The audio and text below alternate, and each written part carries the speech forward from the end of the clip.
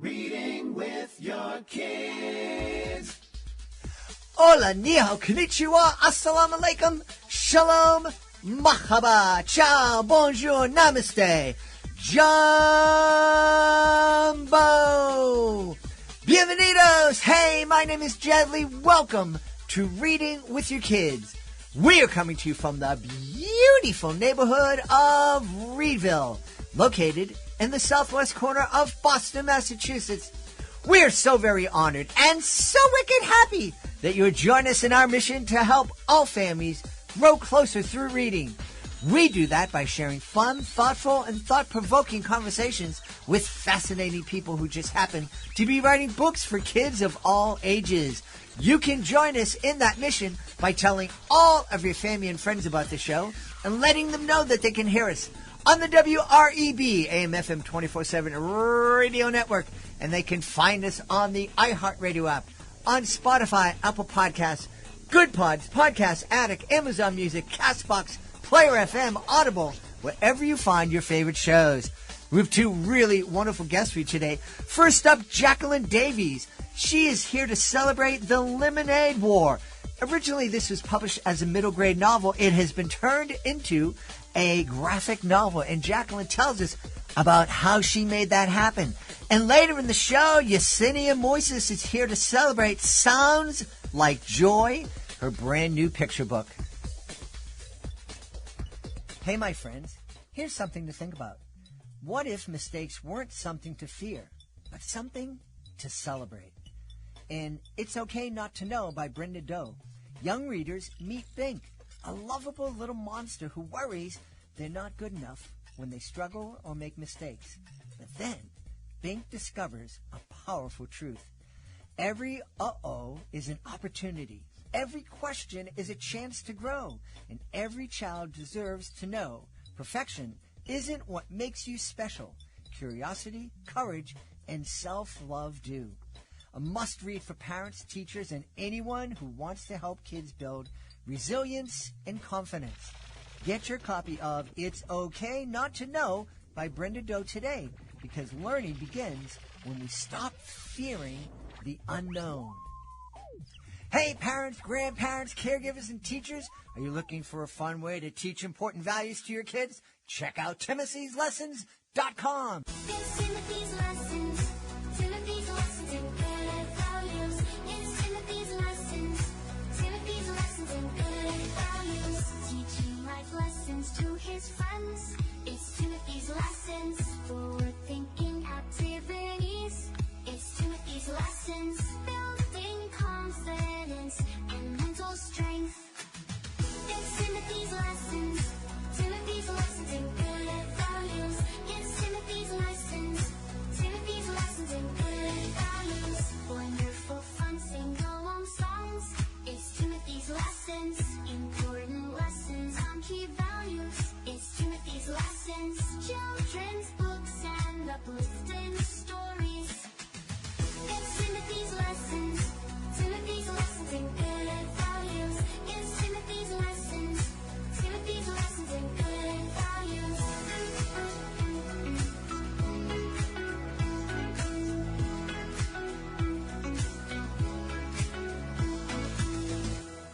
Check it out today, Timothy'sLessons.com. Hey, families, would you like to share a miracle with your kids?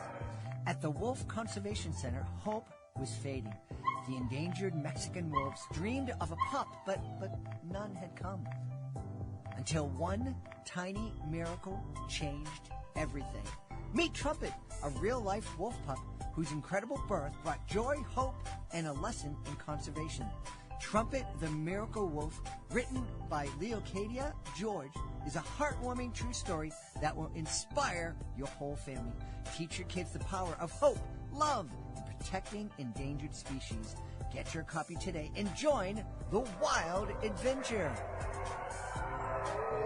Joining us from literally right down the street, our guest is here today to celebrate her new graphic novel. It's called The Lemonade War. Please welcome to the show, Jacqueline Davies. Hey, Jacqueline, how are you? I'm very good, Jed. Thanks so much for having me. I'm really delighted to be here in conversation with you. Delighted to have you on. I'm wondering, so you know the route from my house to your house. We go through Dedham Square and up 139. And how many Dunkin' Donuts do you think will pass? I wouldn't even hazard a guess. I certainly have never counted them, but I'm sure it's more than a handful. More than a handful, almost a Google, I think. So you were telling me before we hit record that The Lemonade War was originally a middle grade novel that was published in 2007? Published in 2007, still going strong. More copies selling today than on the day it was born. So it's really had a wonderful, wonderful trajectory. How does that feel to have something that you wrote and was first published back 17, 18 years ago, and people are still connecting with it? It's astonishing. It's very rare. Most middle grade books stay in print for about 18 months. And so they have a very short life. They can have an impactful life, but it's a short life. And so to have a book that endures, it's kind of like the dude abides, just the book abides. It just keeps on going and going and going.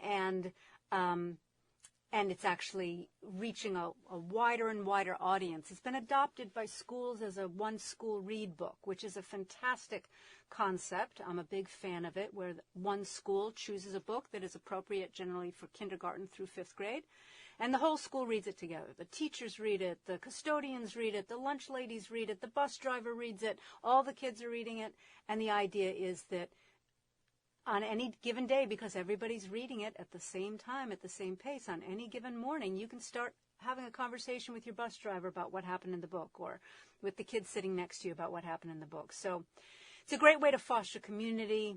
It's a great way to foster literacy. And the Lemonade War has just fit so well with that program. And I think that's a big engine that has kept it going for so long.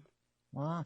Have you ever had the opportunity to visit a school after everybody in the school has read the book? I am invited into schools all the time. I do an enormous number of school visits every year. I just today finished 7 virtual visits over the last 2 days. All of them were schools where they had read the entire book together. So I get to see the results. There's a lot of work that goes into it. The teachers spend a lot of time. They do trivia quizzes. They do skits. I was down up in New York, in Craryville, so upstate New York, at a school called Taconic Hills Elementary School. And on the last day, they had me come in to do school visits. It was a Friday. They had finished reading the book. They had me come in. And then they had a big relay race with the teachers running the relay race. And it was all related to One School, One Book, to my book. They had fun little activities that were related to it. And boy, the kids just get so excited to have this community-wide focus. And it's about reading. And it's just a wonderful, wonderful thing to see. Yeah, so neat.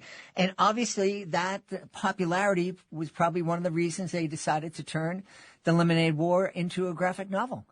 Yeah, I mean, there's a phenomenon, and I'm sure you're aware of it, in middle grade fiction, to take beloved modern classics, books that have been around for, let's say, more than 10 or 15 years, that are still selling very well, that still have a wide audience, but that can be adapted into a graphic novel, because what we're all seeing is that kids like both. They like to read, let's call them regular prose middle grade novels, but they also love to read graphic novels. And so to give kids the choice to read one, the other, or both, it's just a win-win situation all around. It's opening yourself up to a new audience, but also re-engaging with maybe your already established audience. So it's a wonderful transformation to make, and it is a transformation. I mean, it's the same story and the same characters, but I'm telling you, when you're telling it in the graphic novel form, it's really a different reading experience. It certainly was a different writing experience for me. Well, I want to get into that, but first let's just let folks know the basic story behind The Lemonade War. Sure. So, Evan and Jesse are brother and sister. They're 14 months apart, so they're fairly close, but they're in 2 different grades. And they usually get along really well. They're close. They've been through some difficult times earlier in their family, and they're close, but they're also very different. Jessie excels in school. She's very smart, but she's not very good at reading people. She can't really understand when kids are being mean or maybe sarcastic or maybe not saying what they really are thinking. And so she struggles in that area. Whereas her older brother, Evan, is very popular, very well liked, very confident, relaxed. He's a good guy, but he really struggles in school. He has a lot of trouble with math and with reading. And so these two very different characters suddenly find themselves in the 5 days before school starts. Evan finds out the plan was that Jessie would be skipping a grade because she's so academically advanced. So she was moving up into his grade, but they were going to very specifically be in different classrooms. And at the last minute, the school had to juggle things, and they ended up being in the same classroom. So in the 5 days before fourth grade starts, where they are both going into fourth grade, they are both going into the same classroom, they get into an argument about a lemonade stand, and they decide to have a bet, a competition, turns into a war of who can sell the most lemonade in the 5 days before school starts. And so things start off kind of pretty regular, pretty much what you might expect, but very quickly, because they both want to win so badly, all kinds of bad behavior starts coming out, dirty tricks, strategies, team building, calling on friends, calling in the troops, and things get out of hand pretty quickly, and they end up angrier than ever as the war progresses. Very cool. Very cool. It definitely sounds like a lot of fun, and I can absolutely see why a school would like to choose the Lemonade War for that all school read program. It's good for a lot of reasons. The characters are very different, and so it appeals to a wide range, and so there's definitely that. But also just the sibling rivalry part of it. So many kids have brothers and sisters, and if you have a brother or sister, I am one of 4 kids. If you have a brother or sister, there is some point when you've gotten into a fight with your brother or sister. It's inevitable. You're going to have some kind of argument with them at some point. Sometimes it's a small thing, and sometimes it's something that kind of festers for a long time. So I think more than anything else, and this book has been translated into dozens of other languages. So kids in China are reading this book, and kids in France are reading this book, and kids in Spain are reading this book, and Israel and Turkey and Romania and Japan and Korea and Vietnam. I mean, all kinds of places. And you ask yourself, well, what kind of a book would translate to all those places? Because not all of those countries have the tradition of having lemonade stands. That's not something that they necessarily are familiar with. But they've all got brothers and sisters, and that means they've all got brothers and sisters who are getting into fights about different things. And that's why I think the book has established itself so well in the United States, but also has found a home in every corner of the world. Yeah. Now that it's a graphic novel, I'm guessing, because I hear from people that graphic novels are especially popular with what a lot of people call reluctant readers. And maybe this is the key that is going to allow them to unlock a lifelong love of reading. That is certainly the hope. I would argue that graphic novels are popular with just about every kid out there. I talk to, like I say, I'm in classrooms all the time because I visit schools, and I talk to readers, and there are readers who are terrific readers, really proficient readers, and they still love graphic novels. But then there are those readers who might struggle with a higher word count and denser language. I don't think the original Lemonade War is inaccessible. It's a pretty easy to read book. It's not complicated to read. It's not difficult to read. But the added bonus of having the pictures, which just kind of sweeps the story along, is definitely a bonus for a lot of kids. And, so much can happen in such a short period, in such a small panel. You can have one panel and you can have many, many things happening, many different pieces of dialogue coming together, different emotions playing across faces. And kids today are really good at doing that visual decoding. They're really good at quickly looking at an illustration, being able to parse it out and see all the different levels of what's going on there. It takes me longer than it does, I think, your average fourth grader to decode what's going on in a graphic novel. So kids are getting really, really valuable decoding skills. They're just decoding different things. And so I think there's just great value in reading both kinds of books. Yeah. You were telling me that writing the script for a graphic novel, and this is the first time I've heard it referred to as a script, but it makes perfect sense, that this was a very different experience for you. How was that different? Completely different. I actually went to a 4-day writing retreat at Highlights Magazine, Highlights Foundation out in Pennsylvania. They've been in the writing for children's space for decades. I remember when I was a kid reading Highlights Magazine. And they had a 4-day workshop on writing the graphic novel, and they had terrific presenters, and there were about 18 of us who were there to learn. And yes, there's the script format, which is just a completely different way to write it. What you have to do is for each page, you have to designate what page it is, page 9, and then you break it down into the number of panels. There could be 6 panels, 5, 4, 3, 2, 1. For larger format books, it can go up to 9 panels, but for middle grade, you generally stick to no more than 4, maybe 5, 6 tops. So then you have to break it down into panels, and then you have to write a little description under each panel telling the illustrator, this is what happens in this panel. And none of that language finds its way into the book. The reader never sees that language. It's simply you communicating to the illustrator. And then the only tools you have left as a writer in terms of what goes into the book that comes through in the written page is dialogue, thought bubbles, and sound effects. That's it.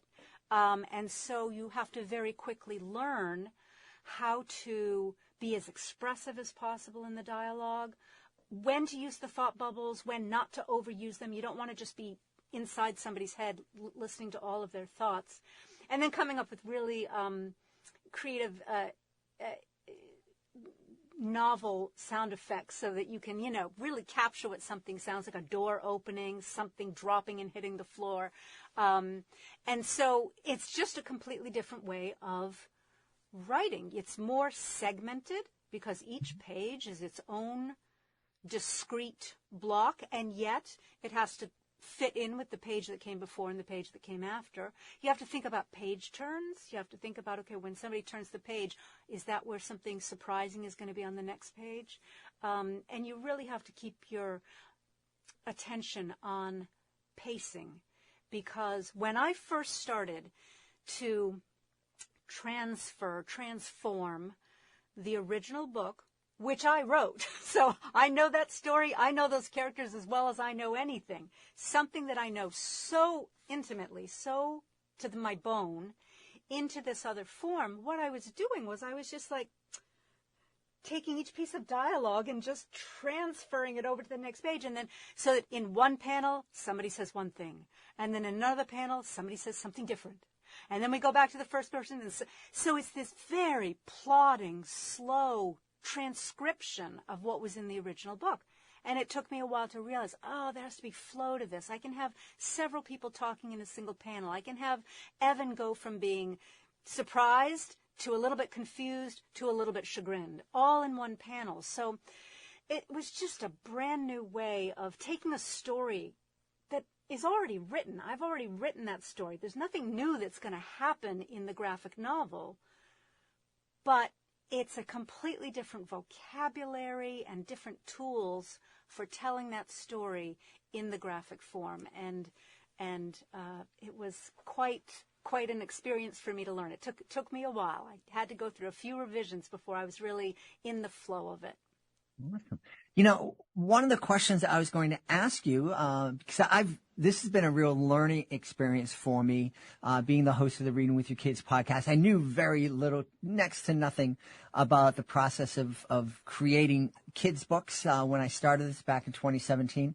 But I've learned a lot. One of the things that I've learned is that when you're writing a picture book, an author needs to leave space for the illustrator to tell their part of the story. And it sounds that, I was going to ask you, was it difficult leaving space for the illustrator? But it sounds like you were very much the director when it comes to the illustrations.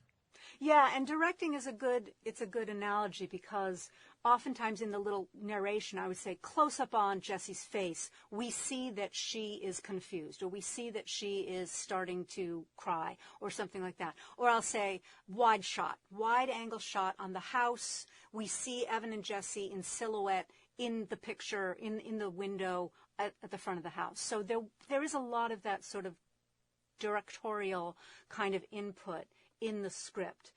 Basically, I'm trying to give the illustrator an idea of what I'm seeing, and then she's free to take that and do what she thinks is best with it. If she's saying, okay, I see what Jackie's doing here. She's starting in tight, then she's pulling out wider. I get why she's doing that, but I think it might work a little better if we stack up the panels like this, and then it's almost like a flip book that somebody's going to go through and see these things changing. So I put into the script what I am seeing and what I'm thinking, and then you really want an illustrator who has confidence, as Karen does, to take that as a suggestion and then do what she thinks is best. Karen came up with so many different ways to have the panels interact with each other. She's got characters breaking out of panels so that they're partially in one panel and then partially in the next one. I never would have thought of that, but visually that just makes sense to her. There's one terrific panel where Evan is kind of reclining, and he's reclining on the edge of the frame of a panel, so it looks like he's about to slide into the next panel. It was just really, really terrific. So yeah, there's a lot of directing in it, and then I guess Karen is like the actor who takes the directorial notes, but then does what she does best. Yeah. So is there direct collaboration, like unlike a picture book where there's this wall between illustrator and author typically for a traditionally published book, it sounds like there's much more of an ongoing collaboration between author and illustrator. No, not in this case, at least. I know that there are author-illustrator pairs who definitely work back and forth. I have friends who are doing that. They're passing pages back and forth. And in fact, in some cases, the writing of the script is happening as the illustrations are being created. That's unusual. That's not the usual way. But I do have a friend and her collaborator, and that's how they're doing it. One writes a little bit, then the other one illustrates a little bit, and they keep kind of moving their way forward.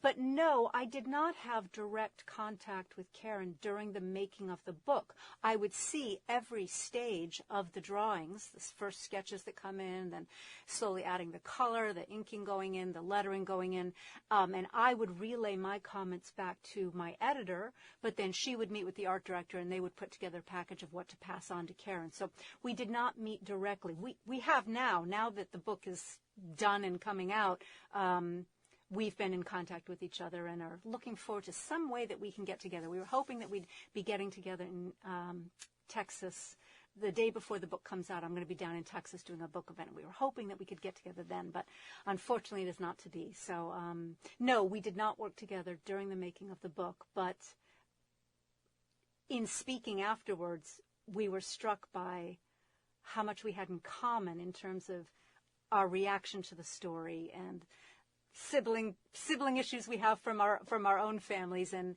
just connecting with the story in a lot of similar ways. Now, as you were rewriting this story in a graphic novel form, did you come upon any parts of the book where you thought, you know what, I could have done better in this, I could make this scene better? And were you tempted at all to change things? That is a great question. I wasn't tempted. There were a couple times, well, maybe that's not true. I resisted the temptation, let's put it that way. Maybe there were a couple times when I thought, oh, this feels a little kludgy. This feels a little bit like, oh, I was trying to fit in too much. But of course, there is room for modifying a little bit, slimming something down. Instead of Jessie listing, 6 different activities that Evan likes, she maybe just picks 1 or 2. And that's fine. So there's that kind of changes. Of course, there are fewer words in the graphic novel than there are in the original book.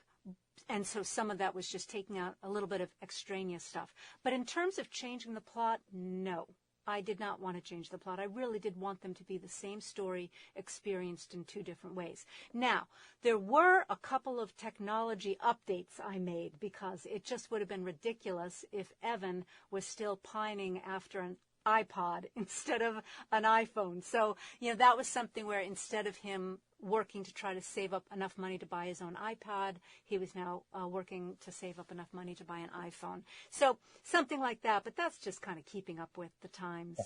Sure. Yeah. Hey, one of the things I wanted to ask you about, because I've done educational magic shows for 35 years. I see you have a middle grade novel called The Magic Trap. Can you just take a moment to tell me a little bit about that? Yeah, I'd be happy to. So The Magic Trap is the 5th book in the Lemonade War series. There are 6 books in the series. Lemonade War, The Lemonade Crime, The Bell Bandit, The Candy Smash, The Magic Trap, and the newest one is The Bridge Battle. The Magic Trap has to do with the fact that that Evan, because this is still stories about Evan and Jesse, Evan decides he wants to learn how to do some magic tricks, and he wants to put on a show at the end of the summer. And so, no, actually, this is the beginning of the summer. At the beginning of the summer, at the end of the school year, he wants to put on a magic show. So it has this magic element to it, and there's various stuff in the story about specific tricks that get done. But Jesse decides that what Evan really needs to be a magician is a rabbit, and so she sets about trying to catch a rabbit for Evan's magic act, and she is completely unsuccessful at catching a wild rabbit in her backyard. But the main conflict of the story has to do with the dad returning. He has been absent through the first 4 books, and you get little hints that he's not there, but that he's been there in the past, that there was some arguing between the parents, that there was a divorce. But you never see the dad until he comes back unexpectedly in the 5th book, The Magic Trap. And so that book is a little bit about a disappearing act, about how the dad disappears sometimes. And Evan does get a rabbit, but there's some mayhem along the way. And so it's really a story about the 2 kids, Evan and Jesse, learning to see that their father is an imperfect human being. Mm-hmm. And I do remember that point in my childhood that was right about that time, 5th, 6th grade, when I started to realize, my parents aren't perfect. They're humans. They make mistakes sometimes. That was a real shocker for me. And so that's one of the things that is in the book. Yeah. Evan and Jesse, are they inspired by anyone or any group of people? Well, if you ask my kids, each one of them will say, one of them will say, I'm Evan, right? And another one will say, I'm Jesse, right? No, not that specifically. I don't do that really ever. I don't ever just pick somebody I know and say, that's the model for the character. The truth of the matter is, and I don't think this is unusual for authors, is that a big part of Jesse is me, and a big part of Evan is me. And that might sound strange because they're such very different characters. They were created to be extremely different.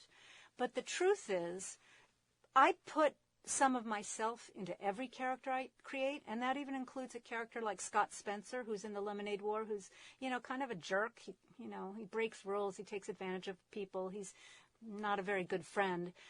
There's even a part of him that's me. So I think authors need to find at least that one little scrap of a character that they can relate to, that they can say, I can see I might do something like that in that situation. Because if you don't, then you really never have the sympathy for them that you need in order to create a really well-rounded character. So if I were to say between Evan and Jesse, Jesse is the character who is most like me, at least when I was younger, when I was her age and a little bit older. And then Evan is more the childlike side of my grown-up self, if that makes any sense. So sort of 2 different parts of me at 2 different times in my life come through in those 2 characters. But then, of course, there are things from my own kids, little details from my own kids that I have, imbued, that I've put into those characters. And also, things happen in the book that actually happened in either my childhood or the childhood of my kids. So there really was a time when one of my son's friends took my son's bike helmet and put it under the tire of my minivan so that when I backed up, I crushed his helmet. So just little details like that have come from being a kid myself and from raising 3 kids over the years. Yeah. You've written Picture books, middle grade, YA, now a graphic novel. Done it all. I wrote a series of early chapter books, the Sidney and Taylor books. There are 3 of them. So those are for kids K to 1 or 2 who are just learning to read, just becoming independent readers. They need a good story. They don't want to read Dick and Jane anymore. They want something meatier than that. But they could use illustrations to help them with their comprehension. And those books are full color illustrations on every single page. So I've even done that. So everything from preschool up through high school and everything in between. Has anybody ever really wanted to read Dick and Jane? Oh, I grew up on Dick and Jane. I loved Dick and Jane. In my family, it was always the job of the next oldest kid to teach the next youngest kid how to read. And they would just pull out the Dick and Jane books, and we would go through them one by one. So, yeah, I mean, not anymore. I hope nobody's reading those books anymore. But back in my day, that's what got me reading at the age of 4. Yeah. Do you have a favorite genre? To write? To work in, yeah. No. In the beginning, I would have said historical fiction because I really tended toward that. And I do love reading and writing historical fiction. However, it is so darn hard. It is really difficult to make the needs of your story, the things you need to do to serve your story, to give it conflict and to make the conflict rising and to reach a climax, and then to map that up against a real historical situation that has dates and places and people who are in those dates and places and people at certain times. You can't just make that stuff up. You have to follow what happened in real life. So it can become a real puzzle to try to make that all work. It wasn't until I started writing the Lemonade War series that I was really writing contemporary fiction, and I loved it. I just absolutely loved it. I also do write poetry. I mean, a couple of my picture books are poems, and so those are special to me too. Bubbles Up is a poem about swimming, kind of a love song to swimming. So I write a lot of different things. I read a lot of different things, and I love reading and writing different things. Awesome. Where can we go to find out more about the new graphic novel, The Lemonade War, and find out more about you? Well, you can always go to my website. I'm very easy to find online, JacquelineDavies.net. You can always Google me and you will find me. I am on Instagram, and I am on YouTube, and I am on Blue Sky. Can I tell you my handles for all of those? No, probably not. I think my Instagram is Jacqueline Davies Books _, and my YouTube is Jacqueline Davies 9. So you can find me in those 2 places. Originally, the YouTube channel was just me aggregating, kind of bringing together all the YouTube content that was out there about me and about my books, because teachers have done just a phenomenal job of creating really fascinating, creating lesson plans and then sharing them with teachers. Lots of kids have put their skits online where they're acting out parts of the book, which is wonderful. Lots of celebrity readers are reading The Lemonade War online. Mark Cuban reads a chapter of The Lemonade War online. So I gathered all that stuff together in the YouTube channel, and then as long as I had it, I thought, maybe I'll make a couple of my own videos. So there are a few of my own videos on the YouTube channel as well. Wonderful. We've had a great time speaking to my neighbor, and she's also Neighbor in crime. She's also the author of The Lemonade War and many other great books. Our guest has been Jacqueline Davies. Jacqueline, thanks so much for being with us. Thank you so much. It was really a pleasure. This episode of Reading with Your Kids is brought to you by We're Going to the Dinosaur Forest, written by Marie Nichols. Marie Nichols was recently on my Connecticut Book Festival podcast, and what a delightful woman. One of the things she said really struck home with me. She said, parents nurture with care, siblings are taught to share, but grandparents embrace the dares. We're Going to the Dinosaur Forest is a colorful, fun-filled book where this grandmother dares to embark on a wild journey with her grandson into the dinosaur forest. It's available on Amazon. It's also available on bookshop.org. You and your kids and you and your grandkids are going to love this book. It's We're Going to the Dinosaur Forest, written by Marie Nichols. Join us right now from the beautiful state of North Carolina. Our guest is here today to celebrate 2 wonderful picture books, Sounds Like Joy and Stella's Stellar Hair. Please welcome to the show, Yesenia Moises. Hey, Yesenia, how are you? Hello, hello. I am doing well. How are you? I'm wonderful. Boy, oh boy, Yesenia has such a bright, beautiful smile, and I'm really looking forward to this conversation. Oh, I am too. And thank you so much for having me. My pleasure. Why don't we start with Sounds Like Joy? This is a book that you both wrote and illustrated, correct? Yep, yep.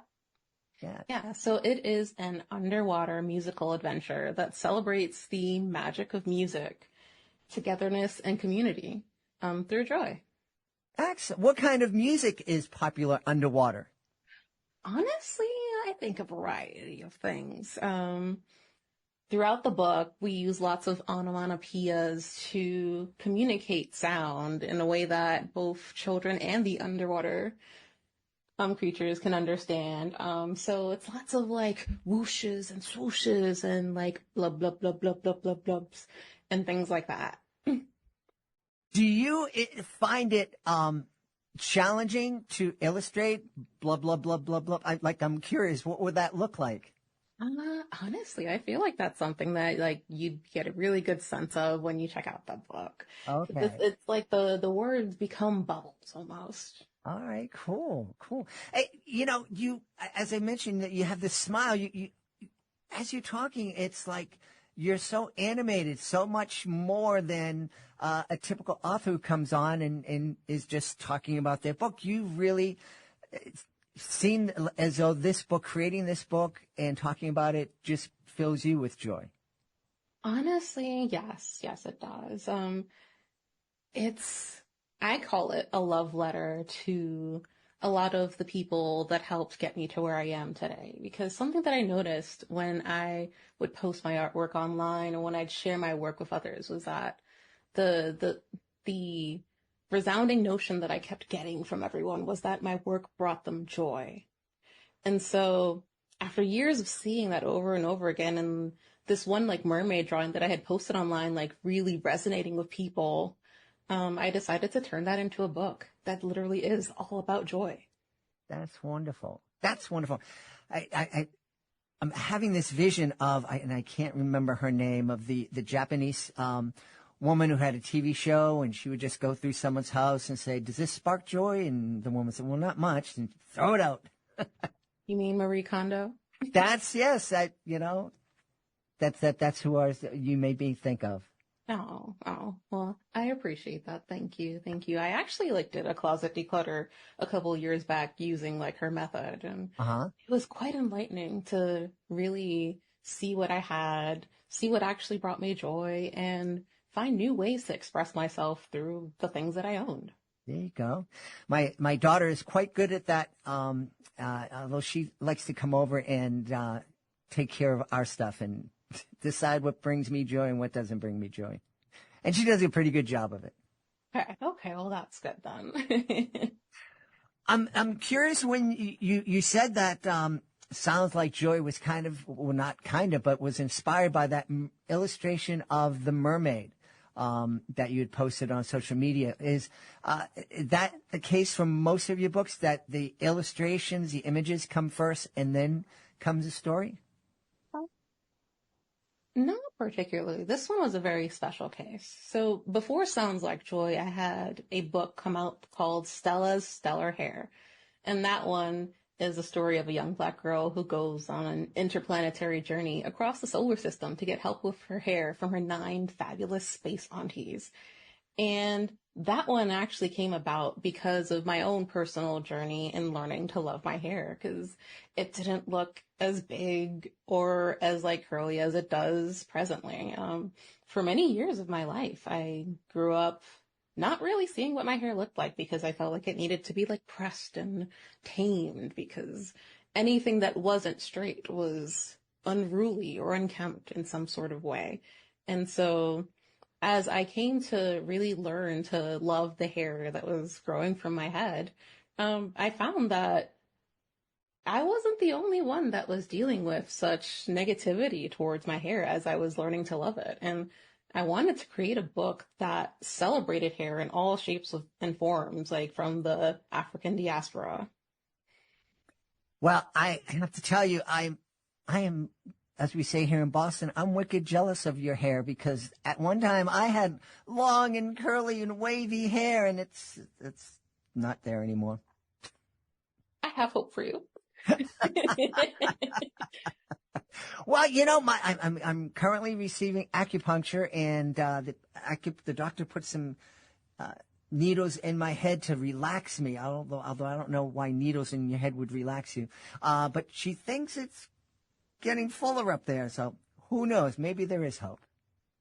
I feel like there is. Yeah.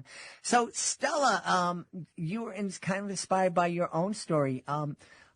Was there something in your own life that helped you develop a more of a love and appreciation for your hair? I would say it was this Black Women's Empowerment Conference that I went to when I still lived in New York. It was called Circle of Sisters, and it was run by a local R&B radio station. And what they would do is they would like bring in like all sorts of like vendors that did things from like selling like clothing that was like very African inspired, or even just clothing that was celebrating the Black community. And there were lots of hair brands that would sell hair products to people like at a much lower price than you would at like your store. So it would bring out a lot of people who wanted to like get a deal, but also feel like they were in community with people that looked like them.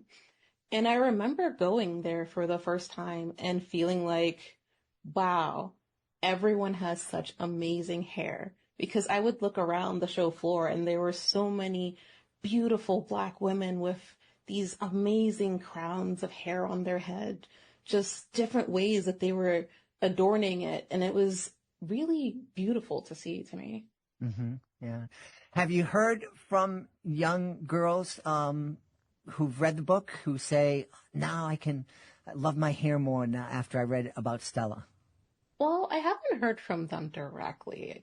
I've heard from their parents, though, because I get lots of parents who message me or email me saying that, like, this is their kid's favorite book and they love reading it over and over again. I've heard from librarians who say that, like, the book has been checked out so many times that they constantly have to, like, rebuy more copies because they're so worn out from all of the checkouts from the kids that are borrowing them that they need more because they really love the book. They love everything that it's celebrating. They love the colors. They love all of the hair too.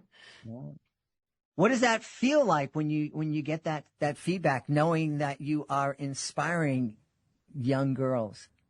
Honestly, it feels pretty great, I would say. Just because Stella's Stellar Hair specifically came out during the pandemic. Uh-huh. So we were all at home, and as an artist, it's pretty easy to live in the lone artist kind of trope where like you're just in solitarity, like working on your own for really long periods of time where you don't really interact with people. But it's been really cool seeing how people still reach out. And even though I don't get to have that sort of direct contact with them, they still really want to share that love for the book. And I'm really excited about Sounds Like Joy, since this is going to be my first book that I've written in Illustrated where I'll have an actual like book tour and I'll get to meet people all over the country. That's awesome. That's awesome. What kind of conversations do you think families can have while they're curled up on the couch together reading Sounds Like Joy? Honestly, I think it'll inspire lots of conversations about things that make you happy. All right. Like whether it's sounds or maybe just things all around you. It doesn't have to be like sounds at all. It could be like, oh, well, I like the way the sun is looking at me today. Things that bring you joy, because the story is about a mermaid named Joy who finds something that she calls a jingle jangle, which to the viewer is very clearly a tambourine. But it makes a new sound that she's never heard before. And so I feel like the book will inspire people to look around them a little more and find new ways to find joy in their life. I think that's a fantastic conversation for a family to have. And I'm imagining it could be an ongoing conversation where you're in the supermarket. What what brings you joy here? You're at school. What brings you joy at school? And I think, a lot of parents complain sometimes that, your kid comes home from school, you say, well, how was your school day? And all you're going to get is, it's all right. Yeah. But if you say, hey, what brought you joy in school today? That would get an answer, I think. I think so. I think so. Throughout the book, it's filled with lots of onomatopoeias because it's meant to be a really fun read aloud experience, not just for the kids, but for the adults reading to them too. Mm-hmm, mm-hmm. Now, are you practicing your reading aloud skills for your book tour? I am. I'm a little nervous, a little bit, just because this is such a sound-based book, and it's a lot more of a performance than I'm used to with the books that I've worked on in the past that I've done storytime readings for. Uh-huh.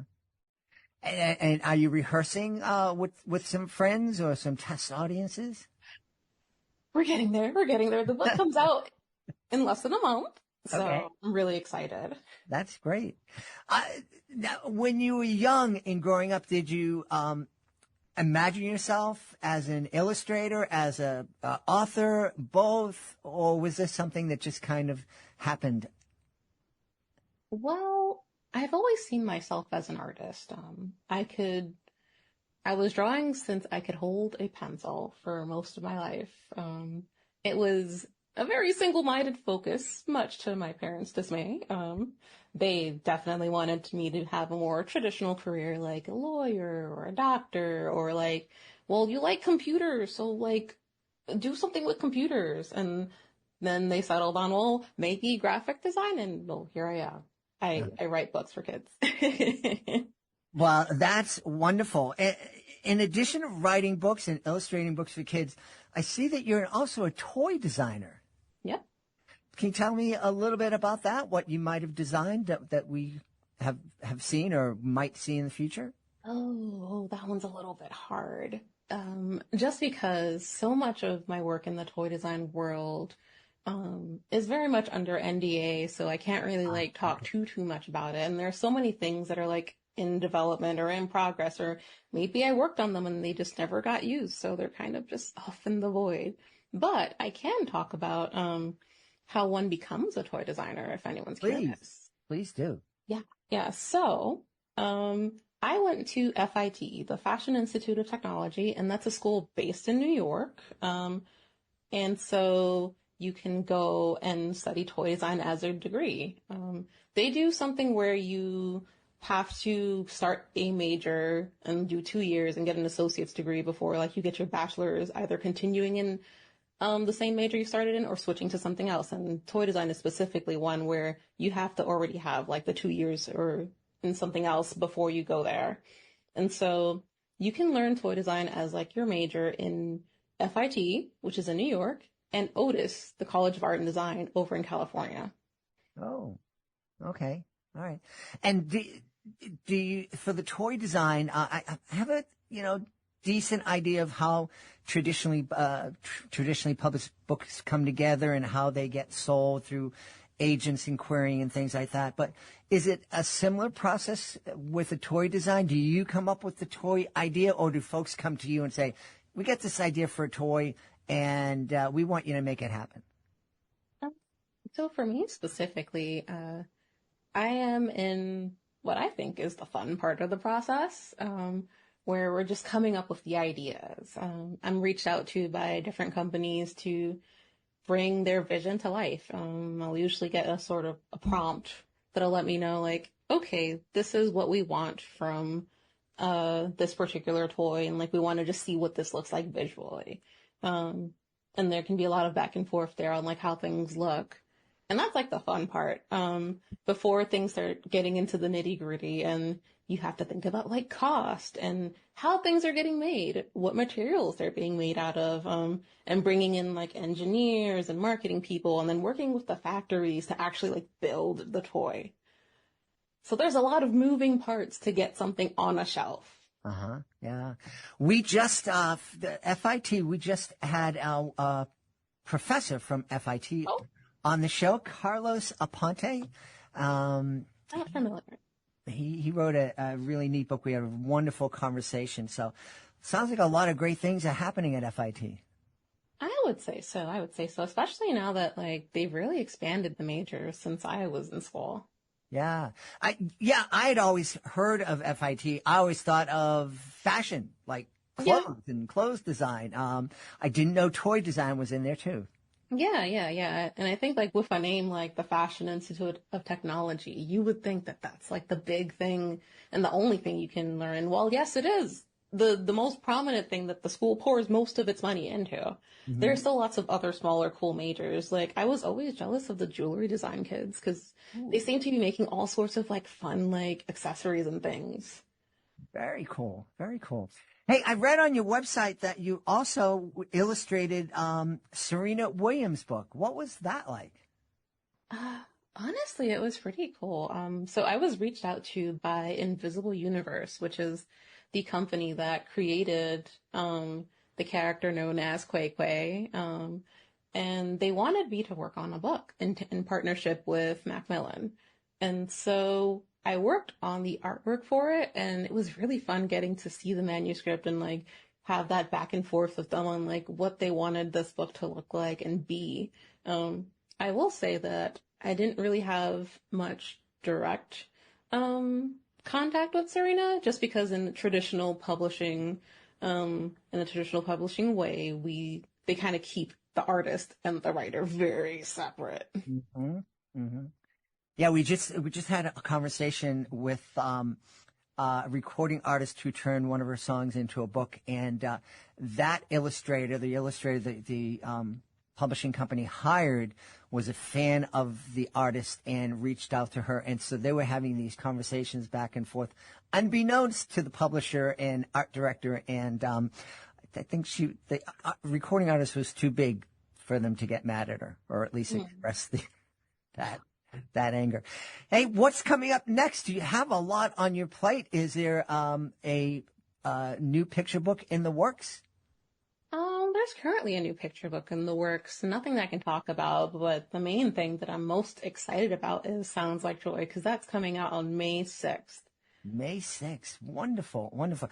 And do you have your tour locations set and schedule set up yet? What cities will you be visiting?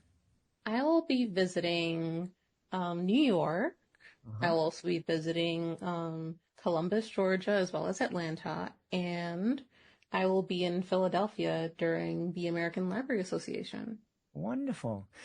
What advice would you give to a parent whose kid, like you, is saying, I want to do art. I want to do art. That's what I'm going to do. I don't want to do graphic design, and I don't want to work with computers, mom and dad. I want to be an artist. How would those parents best support and inspire those dreams?